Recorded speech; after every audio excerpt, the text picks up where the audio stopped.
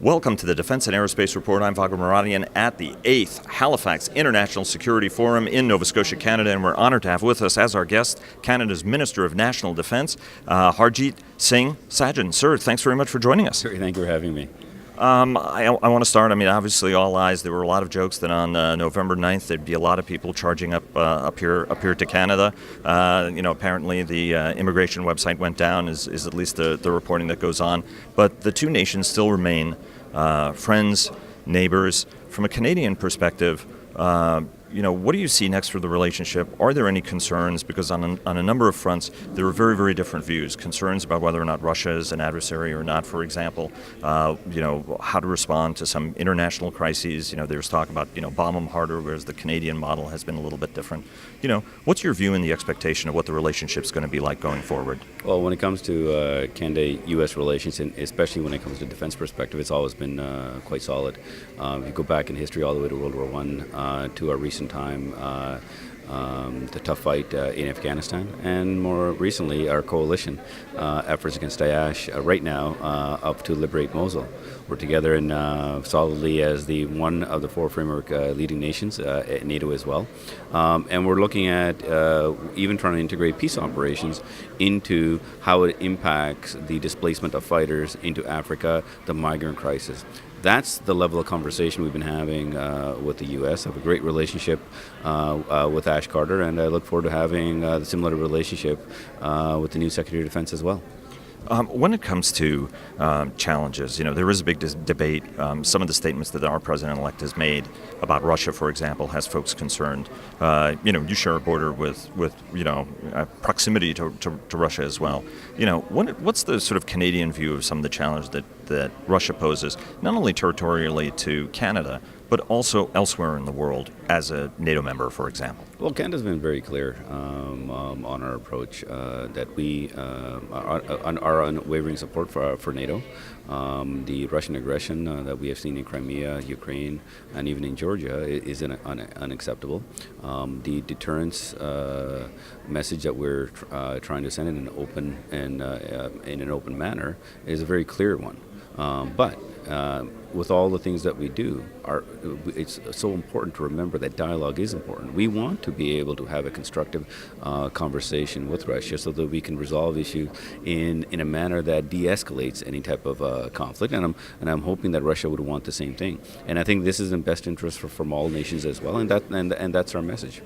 Is there any concern in your mind, as we heard here a little bit in the conference, of a linking, for example, that folks have a concern that, hey, the fight against Daesh, the fight against ISIS is so important that we got to get Russia aboard and sort of absolve it of its sins in Ukraine? What's kind of a Canadian view of that kind of a thinking? I think for any nation, and especially for Russia, you got to be a responsible partner in the world. Our actions have consequences, and real consequences for nations, but also the people as well. We need to be able to have a dialogue and be able to have a constructive, dialogue and come up with common ground that doesn't increase the challenges that we all face. We already have enough challenges with extremist viewpoints that are out there. Daesh, Al-Qaeda, Boko Haram, and then just the traditional conflicts that we see that the UN is also dealing with. So we have enough crises out there that we by having a dialogue and de-escalating some of the other challenges that responsible nations should be doing.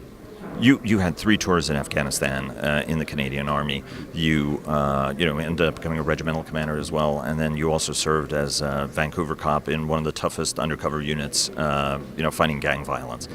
That whole spectrum of experience, what does that tell you? Because one of the things that you've talked about is it's not really about the bombing or bombing somebody harder at the end of the day, not to put you into a controversial position, but what is the key to addressing and tackling some of these long-range struggles we face? Because if you look at an ISIS challenge, that's not a 1 year, that's not a 6-month campaign, that's a multi-year campaign. What's the right approach to take for the preservation of stability worldwide from your standpoint? I think if anybody knows my background, one is I have put a lot of criminals away, and we need to. We need to be able to deal with that.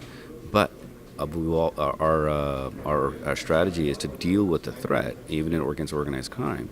But let's prevent our youth from choosing a life of crime in the first place, so we don't have to do these things. And the same goes from the military side.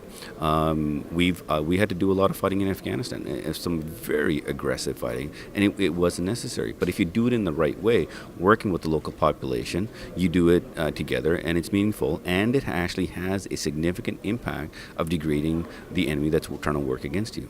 But if you do not look at the root cause, what caused a surge into those groups, we're going to be fighting them forever, and it doesn't help anybody. So the one aspect we need to focus on is look at the root cause and reducing the number of people that are joining these groups. And that's what we're seeing around the world. And if we don't address that, all our nations will run out of resources collectively to be able to deal with this. So it's an absolute necessary. That's what I have learned from my experience. When you talk about that, though, what are the mechanisms that Western democracies need to use with their partners in the Arabic world and in the Middle East to actually dissuade folks from joining it? I mean, what are all the economic, diplomatic, education, civil society, what are the other pieces that go with this? Because as you observed yesterday, at the end of the day, you're responding to the problem. You're not part of the cure. You're sort of trying to respond at the back end of it, as opposed to try to set things up in the beginning to avoid bad things from happening. Well, it starts with understanding the conflict that you're in, or the problem set, whether it's in a country or a region, and understanding all the social fabric issues. You can't just look at the main symptom. You have to look at where it all started. And once you have that, then a comprehensive approach is needed. The military buys you time to allow your comprehensive approach to work. And by doing that, you can do things like allowing the youth to have a better choice. Believe it or not, what I learned in Afghanistan, it wasn't just about ideology. It was about jobs. When you gave a choice for when the Taliban came to recruit, if there were projects there that allowed for a youth to make a choice between getting paid to do this type of work or join the Taliban, they chose to get a job. And this is a fact. The same is true in other parts of the world. So if you create the opportunity of a better future for these kids, otherwise they're going to choose something else. Significance in life. Every teenage wants that, regardless of which country you're at. You want to be able to support your family. So if somebody else provides that for them, and it's a radical group, they will take it. So we need to be able to do these things and slow down the recruitment into these organizations and make those radical groups irrelevant. I know it's not easy, but it can be done, and it has been done. We just need to be able to look at a much more comprehensive approach. And I have great conversations with my counterparts, and we are working on that. And we're going to start coordinating some of the efforts, bringing new innovative ways to do capacity building as well, as we deal with the direct threat as well. And I'm confident with a comprehensive approach by all our nations, we can start changing things. And I'm glad we're having these tough conversations. About putting your money where your mouth is. What's Canada doing to get, as you would say, the diplomacy, the information, the military, and the economic pieces better integrated to be able to deliver a bigger outcome at the end of the pipe? Well, we've already started. If you look at our announcement for Operation Impact, which is our mission in Iraq and the region, it was done in a comprehensive way with Minister Dion from Foreign Affairs, Mr. Bebo from Development, and myself. We looked at the region aspect, where there are certain countries that are actually stable, but having a lot of pressures from that region, making sure you provide them enough support so they stay stable, like our support for Jordan, making sure there's money there for development as well, making sure we are sending in police officers for the capacity building. As we look at from the military aspect, we put in, we try to fill the gaps, rather than coming with a laundry list of things that here's what we have, and allow a coalition commander to figure it out. We took a approach, and General Vance did some phenomenal work on this, our Chief of Defense Staff, to be able to look at what are the gaps for the coalition.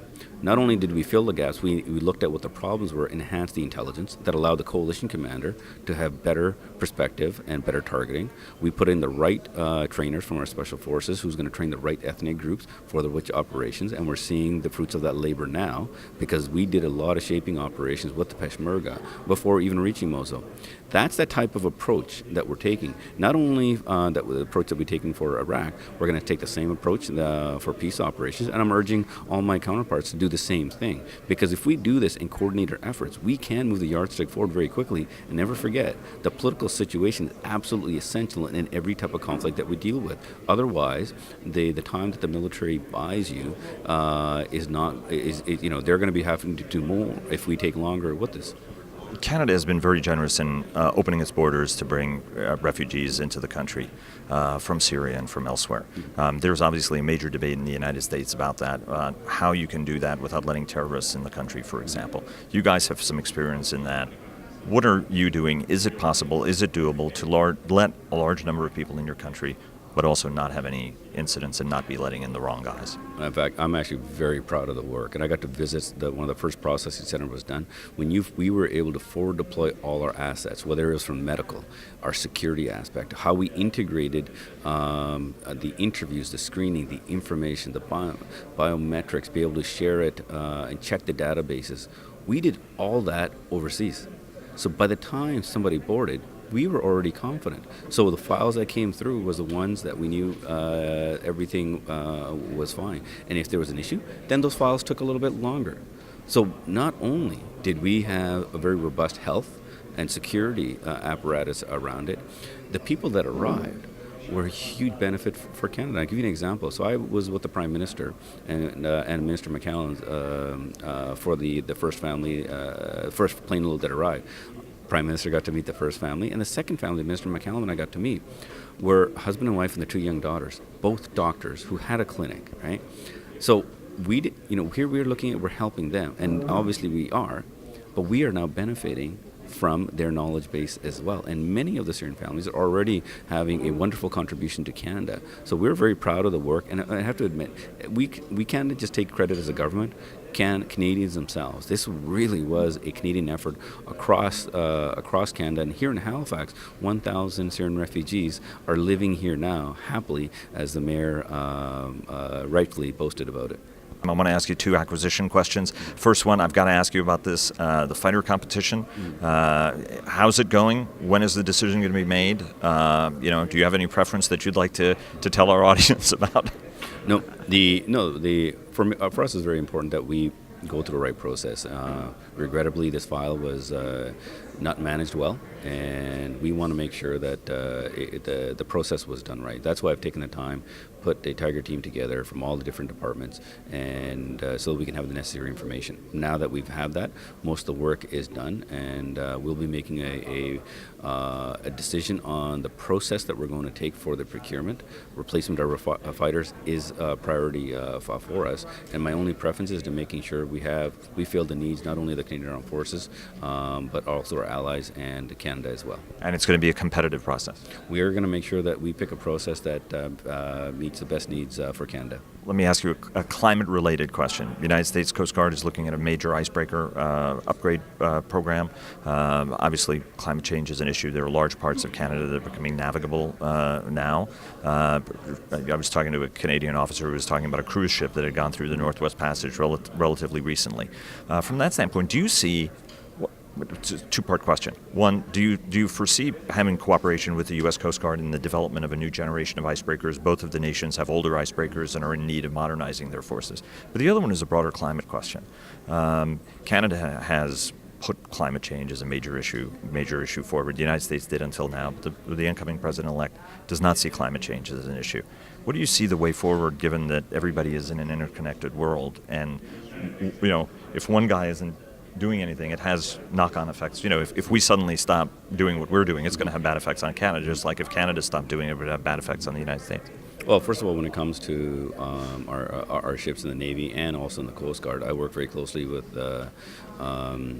Minister of Fisheries and the Coast Guard on these type of issues, because as our defense policy review is wrapping up, the North is a very important piece of this, and how we're going to be looking at what type of resources we're going to put into place, the search and rescue component, especially as more cruise ships go in there, and we've got more work to do, but the emphasis on the North is going to be significant. And when it comes to the environment, the reality is that this is something that we can't change, and our government is very strong on this file, and we will take a leadership role when it comes to the environment, and the military will always play its part as well.